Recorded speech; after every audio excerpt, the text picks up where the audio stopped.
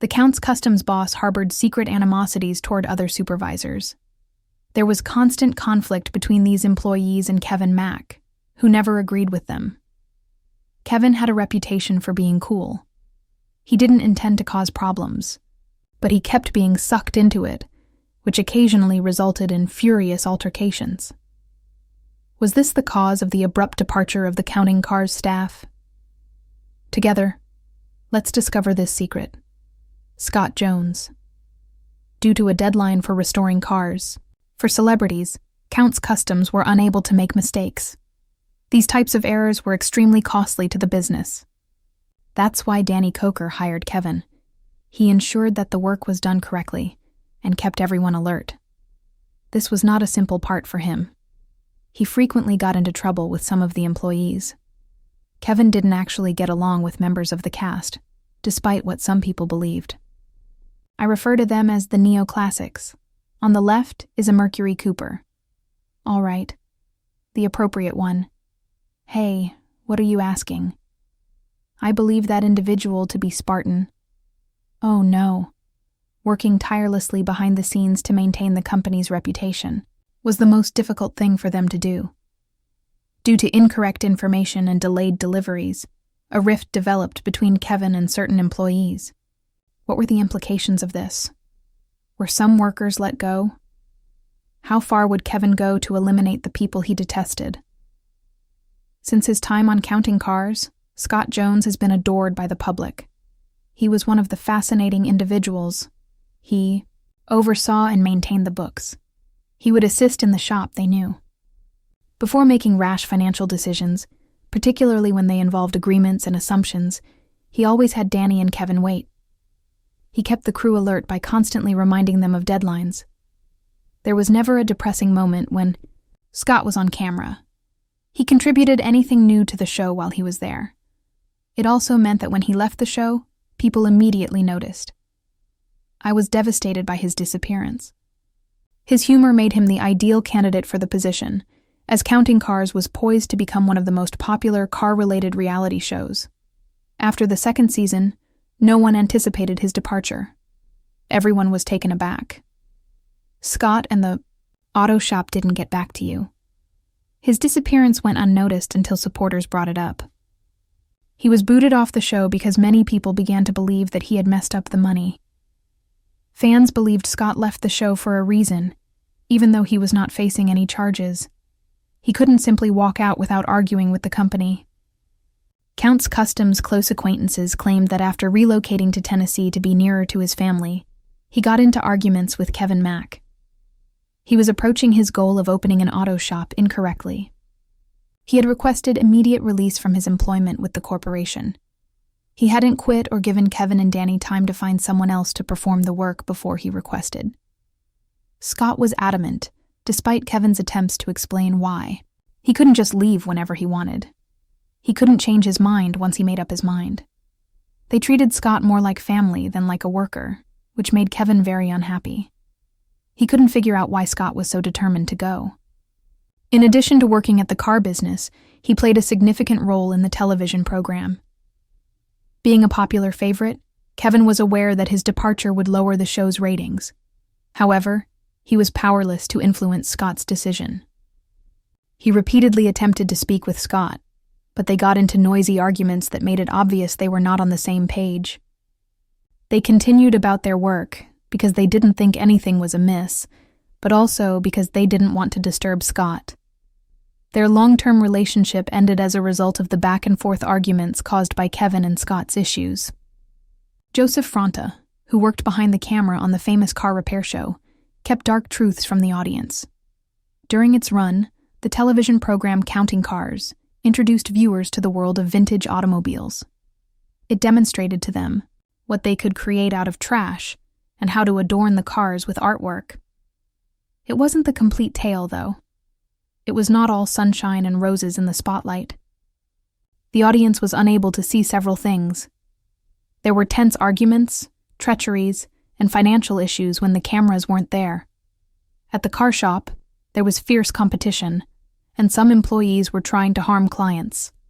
Although Danny Koker, the business owner, had a fantastic strategy for counting cars and a track record of completing tasks. Not everyone was as thrilled. Many were envious of him and aspired to achieve his level of success. His employee Kevin couldn't allow that to occur. Additionally, Kevin disliked hearing Joseph Fronta's name. Because of the Joseph story, a large number of viewers are familiar with this topic. Joseph's theft accusations made headlines in 2016. Few people were aware of the chaotic activities occurring behind the scenes. In order to prevent the issue from becoming public knowledge, people typically attempt to resolve their disagreements in private. However, Kustoms were unable to conceal the reality. Inquisitive people researched the automobile industry after hearing about it in the news. Despite Kevin's best efforts, the problem proved to be more significant than he had anticipated. It quickly gained popularity on blogs and news programs. On the reality TV show, Joseph, a shop secretary, was typically quiet and collected. Although he appeared composed, nobody was aware of his sinister and insane thoughts. Joseph understood the importance of overseeing the finances of Kustoms. He was responsible for paying employees and monitoring high expenses. He took use of his ability to access the accounts and negotiate with wealthy clientele. He signed checks made out to Danny and Kevin. What did he do with some of the cash? He purchased items for his vehicle and airline tickets that the company did not cover. There were evidence that he falsified financial papers and made a down payment on a Range Rover. After learning that he had embezzled $75,000 from the business, Kevin was among those who made the decision to terminate him. Kevin has a reputation for being straightforward and frugal with his finances. The crime shouldn't have been kept a secret. Joseph was having serious problems. He had to repair the harm done to the company's reputation. He took a lot of money, so they sued him. When he appeared in court, many people believed he would be apprehended or imprisoned. However, Joseph did not end up in jail. Instead, he was accused of a crime. It never seemed like a sufficient method of reprimanding Joseph to Kevin. The fact that the judge did not put him in jail infuriated him.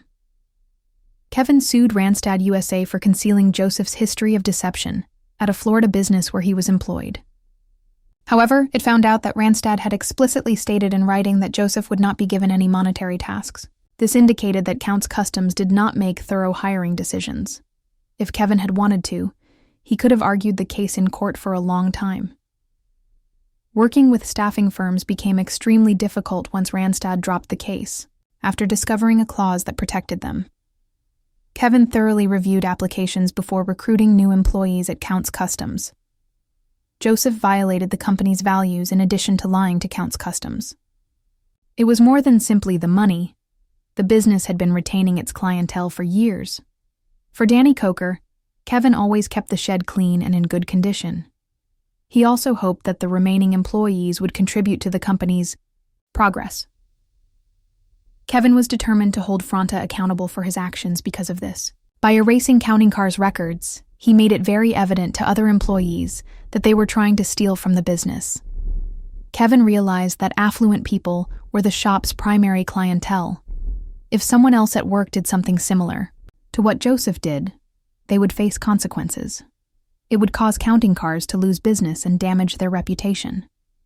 The company's finances were strained as a result of the scam, as it owed the IRS $18,000 in overdue taxes. He didn't want to, but Kevin might be capable of repairing this kind of harm. He swore he would never do the same thing again after Joseph's experience. The next employee Kevin lists will surprise you. He was one of the kindest guys on Counting Cars, therefore it was unexpected to find his name on the block list. He had an excellent friendship with Kevin. Fans watched as they became closer over the course of several seasons.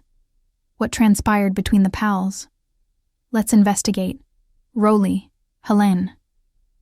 After a few seasons of the show's first season, one face disappeared. Rolly, Helene. It was entertaining to see, and he was adored by many. However, Rolly left Counting Cars after season 6. At Kustoms, fans began to question the authenticity of their on-screen unity. at Kustoms. Because so many people enjoyed the show, It was easy for critics to propagate misinformation. According to others, the relationships among the group members were not genuine.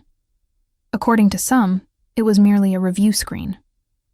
Some viewers recalled how tense Rolly and Kevin were with one another in Season 5 of Counting Cars during the rumors.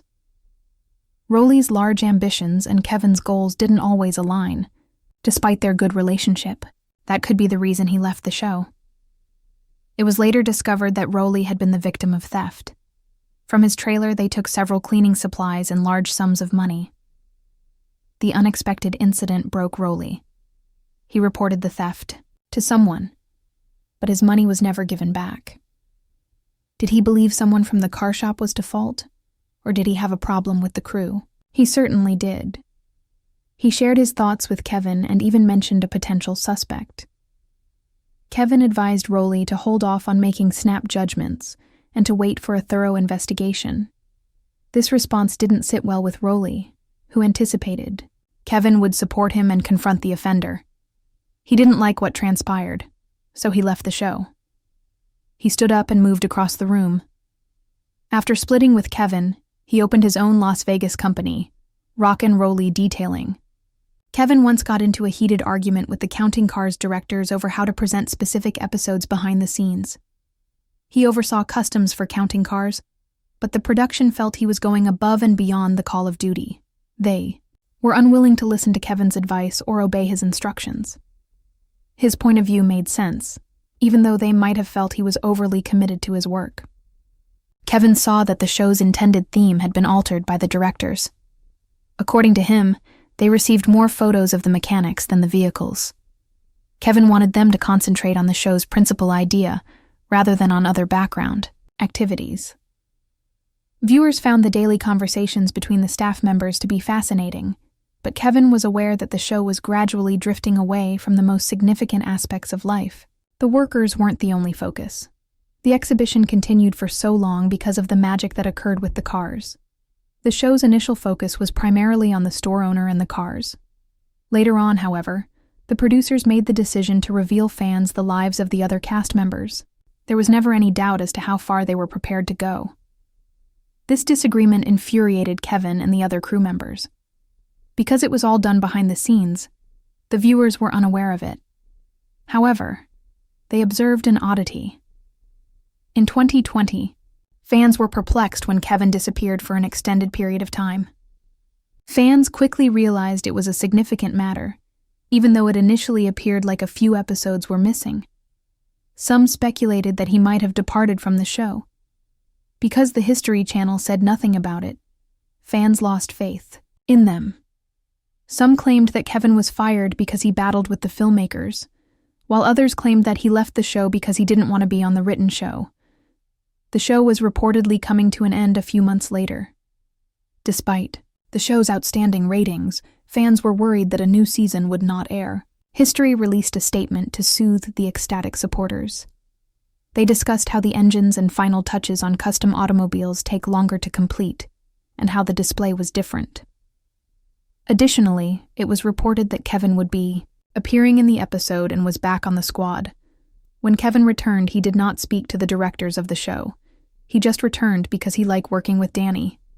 How did he get to know Danny Koker and join Counting Cars? Apart from fixing ancient cars, what else does he do? Let's enter Kevin's universe. There are how many cars? Have you ever envisioned turning an old, rusty car into something brand new, swift, and shiny? Every day, Count's Kustoms restores abandoned vehicles with love, care, and expertise. For auto enthusiasts, it's like a trip back in time and a dream come true. Counting Cars works on creating new models of vintage automobiles. There is more to the exhibition than just automobiles. It's about history, love, and being given another chance. Every vehicle that a client brings into the shop is different. Many people are unaware of the lovely backstory behind it. Those stories are of interest to the team. In addition to fixing automobiles, Count's Kustoms also fixes memories. Making something beautiful out of something damaged is exciting. Every job is a brand new journey filled with obstacles and surprises. The performance is set in a shed in the famous city of Las Vegas. Danny Koker is the company's spokesperson. He started the company because he had a passion for vintage automobiles and motorcycles. He enjoys negotiating and generating fresh concepts. Fortunately, there is someone in charge of maintaining order behind the scenes. Behind all the commotion of the engines and tools, you may not immediately recognize the man. Kevin is his name. Although he is Danny's right-hand guy and best buddy, Kevin is more than just a helper. The store is run by him. He arranges everything. Danny spends his time meeting new customers or following automobiles on the street. Kevin is back at the store ensuring that the money stays in order, the work is completed, and the deadlines are met. Kevin keeps to himself. He's not ostentatious, but without him, the show might not function. When they are finished, he is the one who revs the engines or paints the flames on the hoods. Kevin ensures that the squad has everything they need to continue. In the midst of turmoil, he is the voice of reason. The individual at Kustoms who monitors business transactions and ensures the company fulfills its commitments. Who is Kevin Mack? What history does he have? What sparked Kevin's interest in vintage automobiles? To properly comprehend Kevin's employment, let's take a look at his history, his path, and his motivation for working at Kustoms. Background: Kevin Mack was not exposed to automobiles as a child. He didn't come from a long line of grease-splattered heroes or mechanics. His childhood appeared to be just another one from the outside. The United States is where Kevin was born. He was not born in a posh city or area. Rather, he was born in a peaceful street where people waved to one another and children rode bikes on the pathways. He had a tiny, close-knit family. To care for him and his brothers, his parents put in a lot of effort. Although he didn't make vehicles, his father understood the value of hard effort. The most significant member of the family was his mother, who was always willing to lend a hand and listen. As a child, Kevin learned how to remain composed and handle situations without losing his temper. He never started a fight and always made an effort to maintain harmony. Kevin never stopped trying to keep his buddies safe. He was cautious, while others plunged right in. Adventures were his favorite. Everyone knew Kevin loved trains from an early age. His bike was red with silver handles, and he loved it. He took wonderful care of it, treating it as though it were a prize. The chain was examined to ensure it was in good condition, and the tires were examined. With each ride, he cleaned it. His passion for wheels began there. In high school, Kevin didn't aim to be well known. He was reliable even if he wasn't the best football player. His professors liked him because he was composed, because he kept secrets and never failed them. His friends trusted him. After school, Kevin obtained occupations that broadened his knowledge of the globe. His ability to manage people, money, and time would be useful in the future. He pursued his lofty goals and attended college slowly. Instead, he worked in local stores and gradually discovered his interests. At one point, life brought Kevin to Las Vegas. It's a bright, noisy, and always bustling area. It was simple to get sucked into life in such a bustling metropolis. Kevin, however, remained loyal to himself. He remained focused until an opportunity presented itself. At that point, he contacted Danny Koker once more. They had previously met and remained in contact after their paths crossed. But now things were different. Danny needed a trustworthy person who could manage the turmoil if he was going to do something significant with Kustoms. Kevin was a fantastic fit. The attention wasn't necessary for him. All he needed was a location to demonstrate his automotive expertise. The fact that his voice was the loudest in the room didn't bother him. He was concerned about order.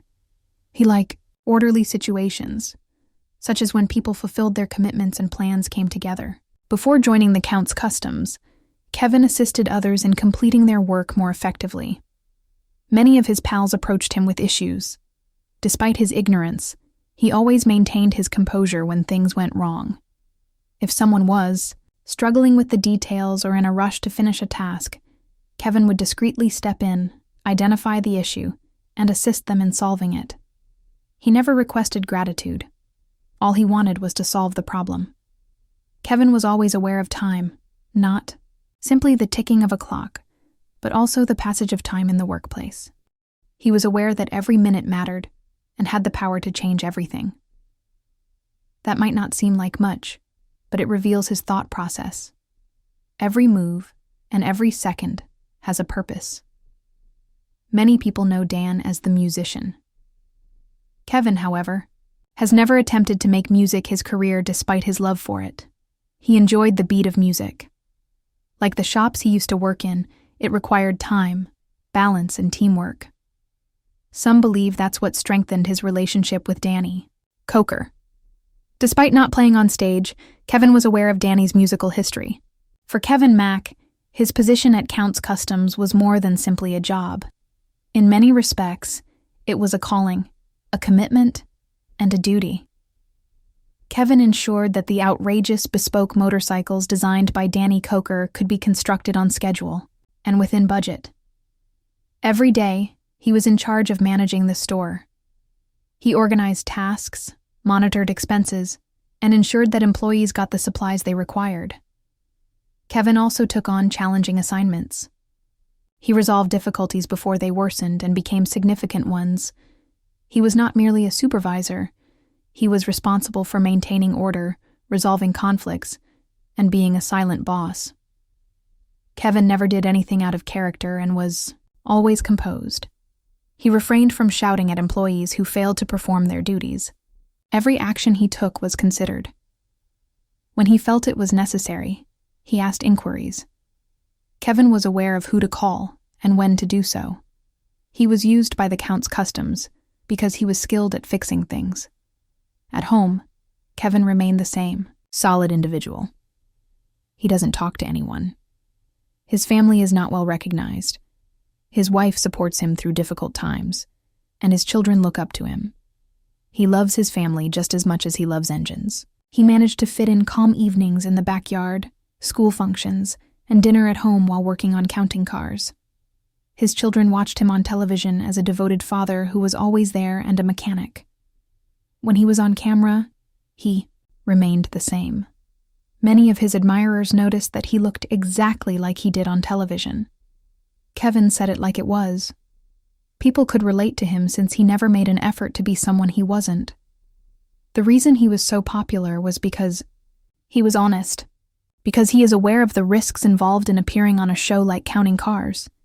He prefers to keep his family out of the spotlight. He avoids the limelight and lets his art do the talking. Although Kevin didn't discuss his family background much, those who knew him well claim that he always respected it. He recalled the lessons his parents had taught him and spoke well of them. He wasn't brilliant at business, but his mother taught him patience and his father taught him honesty. Because those two characteristics shaped who he was, people adored him. He also believed that growth should be gradual. Kevin was slow. While some people moved about a lot or changed jobs frequently, he thought that learning and development were important processes. When Danny eventually joined, he assisted Danny in growing the company and took care of Kustoms. Additionally, Kevin expanded the shop's customer base.